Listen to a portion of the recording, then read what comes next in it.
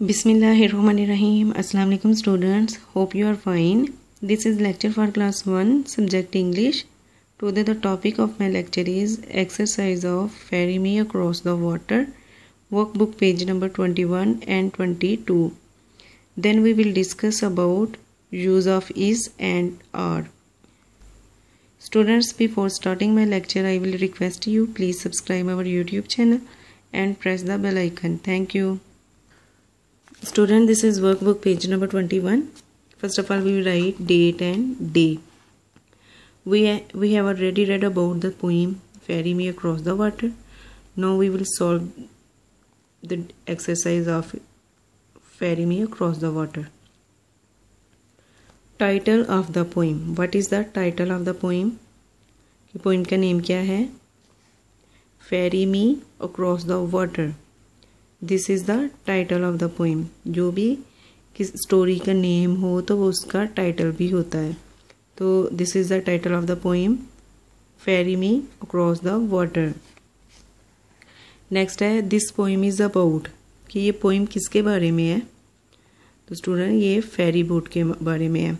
कि वो जो गर्ल थी उसने बोटमैन से बोला था ना, फेरी मी अक्रॉस द वाटर, कि मुझे पानी जो है वाटर वो क्रॉस करा दें. तो बोटमैन ने बोला था if you have a pain in your purse, अगर आपके पर्स में पेनी मीन्स सिक्का, कॉइन है, तो आई विल फेरी यू, कि तो फिर मैं आपको फेरी बोट में बैठा के वाटर क्रॉस कराऊंगा. तो गर्ल ने बोला था yes I have a pain in my purse. तो फिर बोटमैन ने बोला था कि yes step in my ferry boat, कि मेरी फेरी बोट में आ जाओ, क्योंकि तुम्हारे पास पेनी है तो मैं तुम्हें ये क्रॉस करा दूंगा. तो this poem is about ferry boat. This poem is about ferry boat. Next है how many stanza in this poem, कि इस पोइम में कितने स्टैंडा हैं. तो इस पोइम में 3 स्टैंडा थे. Does this poem rhyme? Yes. Picture of what this poem is about. यहाँ पे आपने पिक्चर ड्रा करनी है जिसके बारे में ये पोइम थी. तो ये पोइम फेरी बोट के बारे में थी ना, तो यहाँ पे स्टूडेंट्स ये फेरी बोट है, तो आपने इसको यहाँ पे ड्रा करना है और आप इसमें कलर भी करेंगे. How this poem makes me feel, कि इस पोइम को जब आपने पढ़ा तो आपने कैसा फील किया. This poem makes me feel happy, कि ये पोइम को जब मैं पढ़ता हूँ तो मैं इससे क्या होता हूँ, हैप्पी होता हूँ. तो यहाँ पे आपने फेरी बोट जो है वो ड्रा करनी है. नेक्स्ट है can you find words that rhyme with blue, कि आपने इस पोइम में ऐसे वर्ड फाइंड करने हैं जिसकी साउंड जो है वो ब्लू की तरह है. For example blue, you, do, कि दीज आर राइमिंग वर्ड्स. तो स्टूडेंट्स, सर हमारा वर्कबुक पेज नंबर 21 जो है वो सॉल्व होगा. नेक्स्ट पेज है page number 22. First of all we will write date and day. This is your homework. Poem ferry me across the water. Match each boat words to its picture, कि यहाँ पे कुछ उन्होंने words दिए हैं और यहाँ पे उनकी शेप्स भी हैं, कि जो ये शेप्स जो हैं उनके वर्ड्स जो हैं उनकी शेप को, उनकी पिक को शो करेंगे. हमने उनके साथ उनको मैच करना है. Students, this is your homework. Half हम मिलके करेंगे और हाफ जो है वो आप खुद करेंगे. फॉर एग्जांपल ओर्स किसे बोलते हैं, कि जिससे हम कश्ती को चलाते हैं उस डंडे को बोलते हैं ओर. तो हमने इसको इसके साथ मैच करना है. नेक्स्ट है एंकर होता है कि जिसके साथ हम बोट को सहारा देते हैं, उसको बाद में बांध देते हैं ना, तो उसको बोलते हैं एंकर.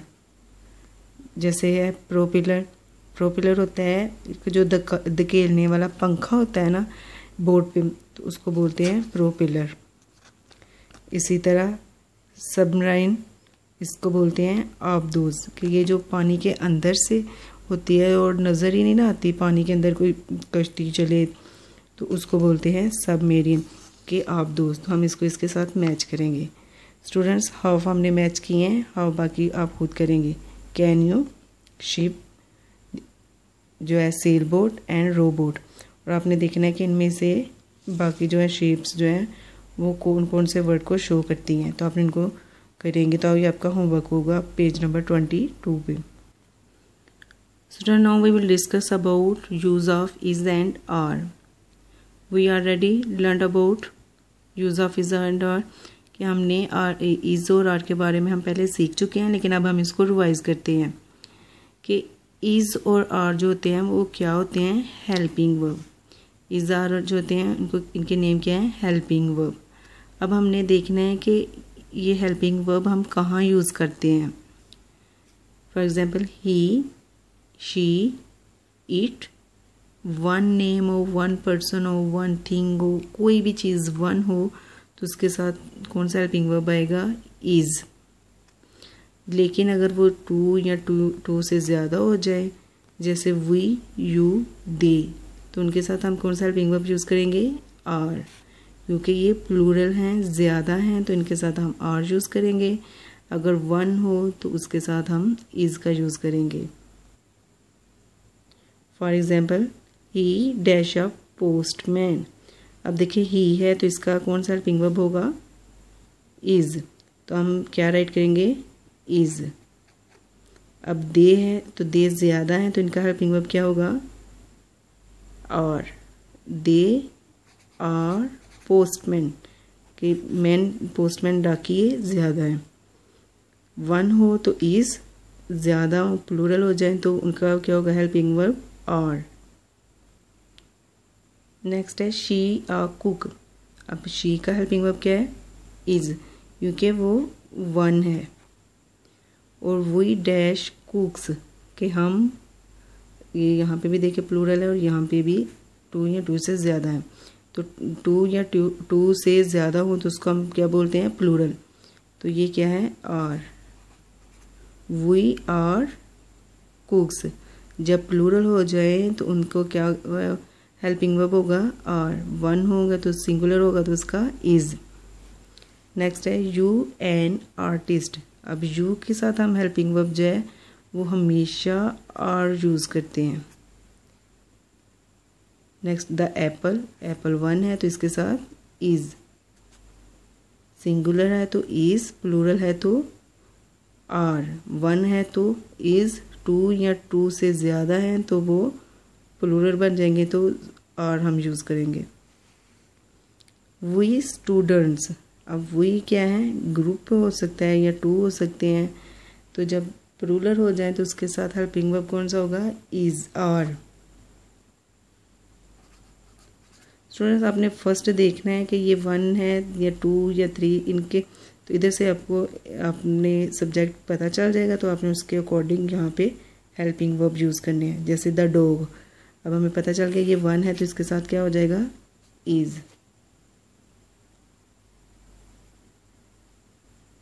नेक्स्ट है Ali dash reading but his sisters dash playing.